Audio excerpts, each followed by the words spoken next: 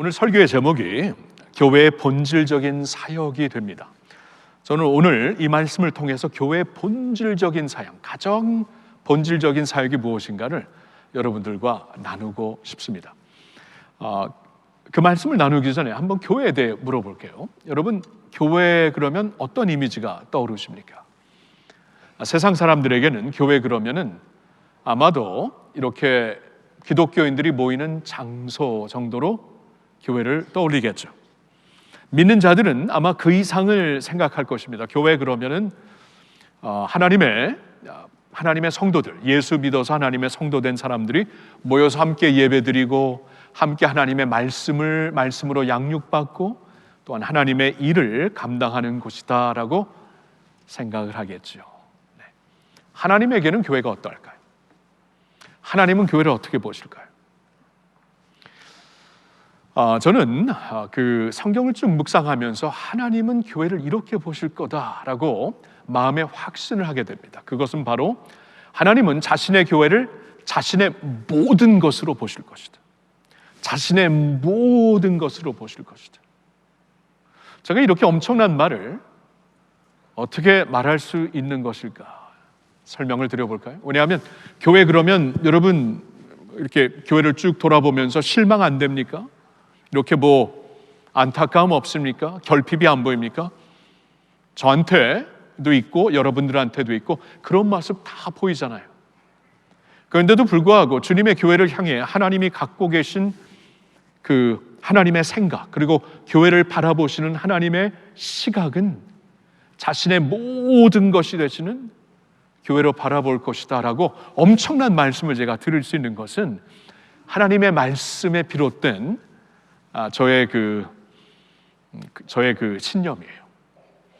왜냐하면 말씀을 보니까 골로새서 1장에 이런 말씀이 있어요. 하나님은 자신의 모든 영광, 자신의 모든 지혜, 자신의 모든 힘과 능력과 지혜와 아름다움을 당신의 아들 예수 그리스도 안에 거하게 하셨다라고 말씀을 하시거든요. 그런데 오늘날 그 예수 그리스도의 몸이 교회다. 성경이 그렇게 가르치시죠. 예수의 몸된 교회라고 말씀을 하세요. 그러나 하나님은 자신의 모든 영광과 지혜와 능력과 그 아름다움을 예수 안에 거하게 하시고 오늘날 그 예수의 몸된 교회로 이 세상에 세워주셨으니까 하나님이 예수에게 자신의 모든 것을 부으신 것처럼 자신의 교회에게 자신의 모든 것을 부으시지 않았겠습니까? 예수님의 몸된 교회라고 하는데, 그러니까 우리의 눈에는 참 부족함이 많이 보이고 안타까움도 많이 보이고 다른 사람 볼 필요 없어요. 나 자신을 보니까 얼마나 결핍이 보입니까? 그런데도 불구하고 하나님은 교회를 예수님의 몸된 교회로 보신다. 하나님은 교회를 자신의 그 영광 그 자체로 보신다. 라는 하나님의 말씀에 비롯된 가르침이 있어요. 저는 이걸 생각할 때마다 너무나 가슴이 떨리고 벅차고 막 감격스러운 거 있죠. 교회를 섬기는 목사이기 때문에 더 그런 것 같아요. 주님의 몸된 교회를 섬기고 있는데 자신의 교회를 가리켜서 자신의 모든 것이라고 말씀하시는 그 하나님의 마음을 묵상할 때 얼마나 가슴이 떨리고 벅찬지 모르겠어요. 다시 말씀드리지만 제 눈에도 여러분 눈에도 실망스러운 거 많이 보여요. 아픔이 있습니다. 결핍이 있습니다. 실망이 있습니다. 근데 하나님이 그걸 넘어 보신다라고 말씀을 하시는 거예요. 자, 그래서 우리가 진정 주님의 교회라면은 꼭 붙잡아야 되는 것 하나가 있어요. 그게 바로 이제 오늘 설교를 통해 말씀드리고 싶은 교회의 본질적인 사역입니다. 그러니까 교회의 본질적인 사역을 붙잡으면은 하나님이 그 본질 위에, 그 토대 위에 자신의 교회를 세워가시거든요. 우리가 우리의 힘으로 우리의 자원을 교회를 세우겠다고 하면은 그렇게 영광스러운 교회 못 됩니다. 그렇게 이렇게 하나님의 모든 지혜와 능력과 아름다움이 다 비추고 있는 교회가 될 수가 없어요. 어떻게 우리의 자원으로 우리의 노력으로 어떻게 되겠습니까? 근데 만약 우리가 하는 일이 토대를 잘 세우고 이 기반을 잘 닦고, 그러니까 교회 본질적인 사역을 잘 감당하여서 하나님이 그 위에 자신의 교회를 세우시게 하신다면, 하나님이 꿈꾸시는 교회, 하나님이 마음에 갖고 계시는 교회를 세워가시는 것이죠. 그래서 이제 중요한 것이 교회 본질적인 사역을 붙잡고 우리가 주님의 교회로서 서 있는 것입니다. 자, 그럼 그게 무엇일까요? 교회 본질적인 사역이 무엇이에요? 자, 결론부터 말씀을 드리고 오늘 말씀을 좀 풀어나가겠습니다. 결론적으로 말씀을 드린다면, 교회 본질적인 사역은 하나님의 진리의 말씀을 옳게 분별하여 전하는 것입니다. 하나님의 진리의 말씀을 옳게 분별하여 그것을 순전하게 옳게 전파하고 그 말씀으로 가르치고 그 말씀으로 기반을 쌓는 것이 주님의 교회의 본질적인 사역이 되는 것이죠. 자, 금년의 표 한번 다시 외쳐보겠습니다. 시작. 진리의 기둥과 터 위에서. 진리의 기둥과 터 위에서. 주님의 교회를 가리키는 거예요. 주님의 교회가 이 진리의 기둥과 터 위에 서 있을 때 하나님이 이제 세우시는 교회가 되는 것이죠. 그래서 이제 주제 선구를 보면 너는 진리의 말씀을 옳게 분별하며 아무것도 부끄러울 것이 없는 자로서, 일꾼으로 인정된 자로 자신을 하나님 앞에 드리기를 힘쓰라 말씀을 하시고 있어요. 진리의 말씀을 옳게 분별하면서 그래야 아무것도 부끄러울 것이 없는 사람들로, 일꾼들로 세워져서, 주님의 일꾼들로 세워져서, 인정받는 자로 세워져서 자신을 하나님 앞에 드리기를 힘쓰는 주님의 교회, 주님의 백성들이 될 수 있는 것이죠. 진리의 기둥, 진리의 말씀을 옳게 분별하여 그 기둥 위에 세워가는 것입니다. 오늘 본문은 그 디모데전서 이제 본론으로 들어와 처음으로 주시는 말씀이 됩니다. 우리가 지난주에 보았던 디모데전서 1장 1절과 2절은 이제 바울의 인사가 되죠. 이 발신자 사도 바울이 수신자 디모데에게 전하는 인사의 말이 되는데, 그 인사가 끝나면서 곧바로 주시는 본론의 말씀이 이제 3절부터 오늘 우리가 같이 읽은 말씀이 됩니다. 자, 이 본론의 말씀을 보면은 사도 바울이 왜 디모데를 에베소 교회에 보냈고 그 교회에 남아있으라고 했는지를 우리에게 설명해 주시고 있죠. 자, 3절 다시 보실까요? 내가 마게도냐로 갈 때에 너 디모데를 권하여 에베소에 머물러 한 것은 어떤 사람들을 명하여 다른 교훈을 가르치지 말며. 자, 이겁니다. 주님의 교회가 그 본질적인 사역을 감당하면서 터전을 바로 쌓기 위해서는 하나님의 말씀을, 진리의 말씀을 바로 분별하여 전하고 그 말씀 위에 믿음이 세워지고 성도들이 세워져야 되는데, 지금 문제가 에베소 교회의 경우에는 다른 교훈을 가르치는 자들이 들어가서 그 터전을 지금 망치고 있었던 것이에요. 다른 교훈을 가르치는 자들이 있습니다. 그러니까 사도 바울이 깜짝 놀랐죠. 사도행전에서 우리가 볼 수 있지만 사도 바울에게는 참 이 사랑이 더 특별히 가는 곳이 에베소 교회였거든요. 그리고 그 교회에 지도자들을 딱 세우고 떠나면서 하나님의 은혜의 말씀에 그들을 부탁하고 떠났거든요. 그래서 나름대로 굉장히 이렇게 기대감이 있는 교회였는데 아주 끔찍한 소식을 듣는 겁니다. 그 교회에 다른 교리를, 다른 교훈을 가르치는 자들이 들어가서 하나님의 진리의 말씀이 아닌 다른 것을 전하면서 이 기반을 흔들고 있었던 것입니다. 그러니까 바울이 디모데를 빨리 보낸 것이죠. 빨리 보내서, 지금 디모데는 굉장히 어린 사람이었고 경험도 없는 사람이었고 어떻게 보면 준비가 안 된 사람이었지만 사도 바울의 마음은 굉장히 조급했을 겁니다. 그를 안수하여 주님의 일꾼으로 세워갖고 그를 곧바로 보냅니다. 너를 보낸 이유는 이것이다. 이것을 바로 하면은 주님의 교회가 바로 세워지는 것이고, 이것을 바로 하지 아니하면 하나님께서 세워갈 수 있는 기반이 없기 때문에 교회는 간판이 있을지 모르지만 진짜 교회가 아니다. 교회 모형은 있을지 모르지만 진짜 교회는 될 수가 없다. 진짜 교회란 그 본질이 충실하여서 본질 위에, 터반 위에 하나님께서 세워가시는 교회가 되어야 되는데, 하나님의 진리의 말씀을 바로 분별하여 전하지 못하고 있으니까 지금 교회 모습을 잃어가고 있다, 그런 것이에요. 그래서 글을 보냈던 것입니다. 그러면서 이제 4절을 보시면은 4절에서는 이제 다른 교훈을 가르치는 자들이 무엇을 가르쳤는가를 우리에게 말씀해 주면서 그들이 가르친 이 다른 교훈으로 인하여서 어떠한 결과가 지금 계속 보이고 있는가를 알려주시고 있습니다. 자, 4절을 보세요. 신화와 끝없는 족보에 몰두하지 말게 하려 함이라. 이런 것은 믿음 안에 있는 하나님의 경륜을 이룬보다 도리어 변론을 내는 것이라. 그러니까 이제 사도 바울이 디모데를 보낸 이유는 그곳으로 가서 다른 교훈을 가르치는 자들의 일을 중단시켜라, 막으라, 고만하게 하라. 그리고 그 자리에 너가 이제 올라가서 하나님의 말씀을 옳게 분별하여 전하는 자가 되어라. 그래야 교회가 진정 교회가 될 수 있다라고 말씀을 하는 것이죠.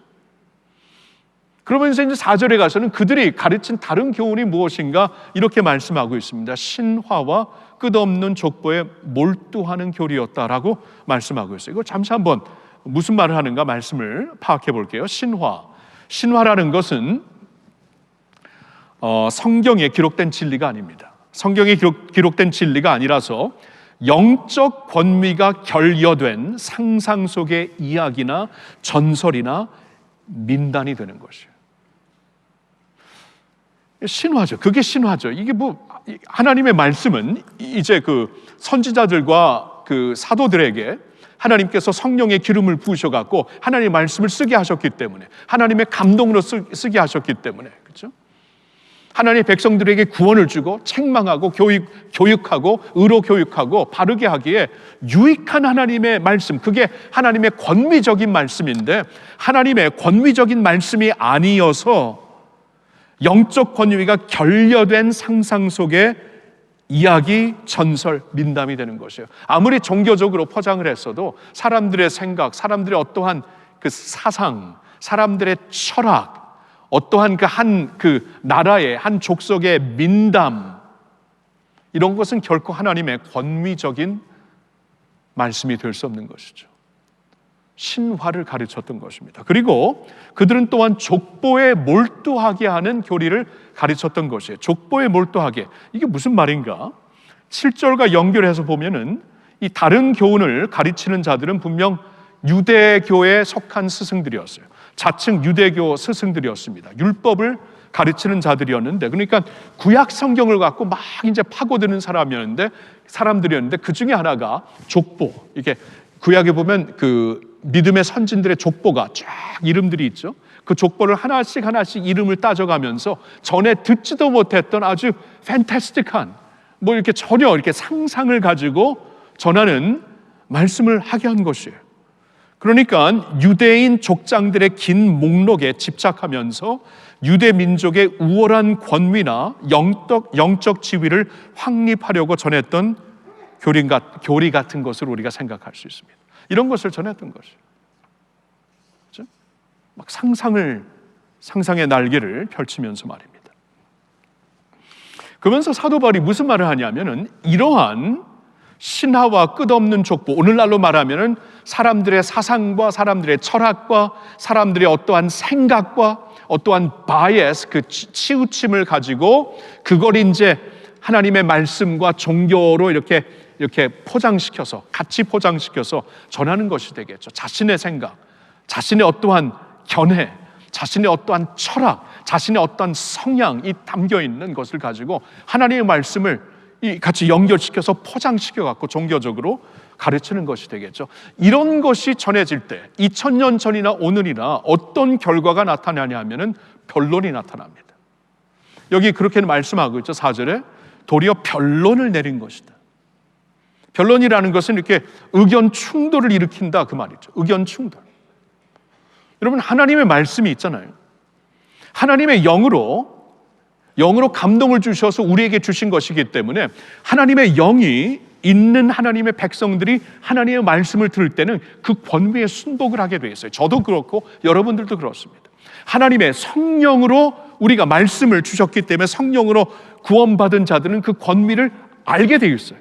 그래서 양이 목자의 음성을 들어 아는 것처럼 그 하나님의 음성을 듣고 알면서 그 권위에 순복하게 되어 있어요. 그러나 사람들의 사상, 사람들의 철학, 사람들의 견해, 사람들의 아이디어를 이렇게 짬뽕시켜서 전하고 있는 교리는 변론을 일으킬 수밖에 없습니다. 왜냐하면 사람들이 다양하게 받아들일 수밖에 없죠. 나는 이렇게 생각한다. 아니, 나는 이렇게 생각한다. 나는 이렇게 결론을 짓고 싶다. 아니, 나는 저렇게 결론을 짓고 싶다. 이런 식으로 막 서로 변론을 하면서 논쟁이 벌어지는 것입니다. 의견 충돌이 일어나는 것입니다. 그래서 막 다툼이 일어났던 것을 우리가 어떻게 알 수 있냐면 2장 8절로 가서 보면은 사도 바울이 이러한 그 권면을 주고 있어요. 그러므로 각처에서 남자들이 분노와 다툼이 없이 거룩한 손을 들어 기도하기를 원하노라.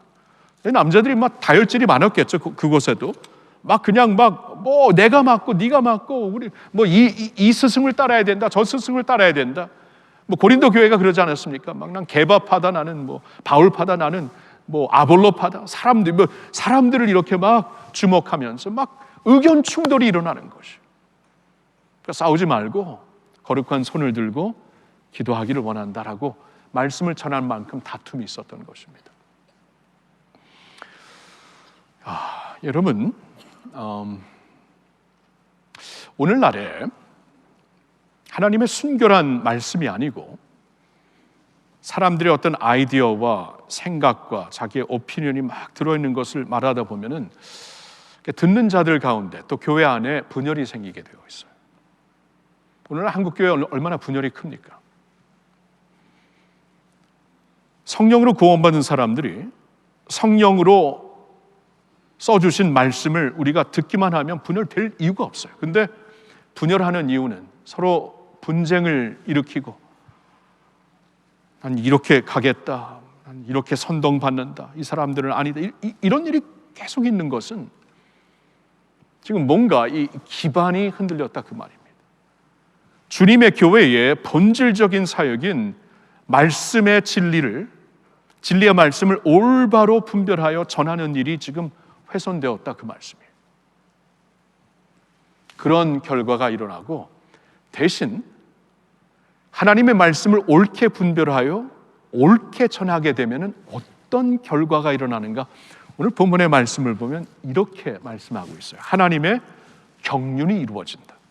자, 4절을 다시 봅니다. 신하와 끝없는 족보에 몰두하지 말게 하려 함이라. 이런 것은 믿음 안에 있는 하나님의 경륜을 이름보다 도리어 변론을 내는 것이다. 그러니까 하나님의 말씀을 올바로 깨닫고 올바로 전하고 올바로 받아들이면은 변론, 논쟁이 일어나는 것이 아니라 하나님의 경륜이 이루어진다. 자, 이게 무슨 말인가? 하나님의 경륜이 이루어진다. 이 경륜이라는 말이 원어로 보면 오이코노미아로 나와 있어요. 오이코노미아. 이코노미라고 이제 영어로 그 말이 거기서 나왔는데, 이 말은 그 오이코스, 이 집을 운영하는 방법, 운영하는 계획을 가리킬 때 쓰는 말입니다. 그러니까 하나님의 오이코노미아, 하나님의 경륜이라는 것은 하나님께서 당신의 사역을 펼치시기 위해 섭리로 운영하시는 하나님의 계획, 하나님의 계획을 가리켜요. 하나님의 계획의 운영을 가리키는 것이 하나님의 경륜입니다. 아, 그런 것이구나. 그렇다면은 이제 저는 오늘 이 말씀을 이렇게 좀 이어가면서 결론을 짓고 싶어요.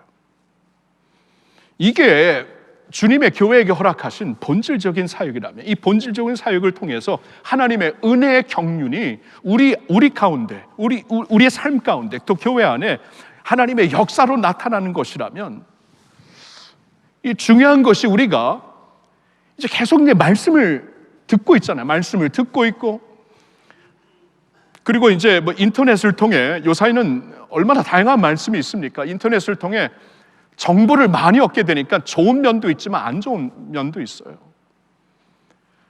정보를 많이 접하고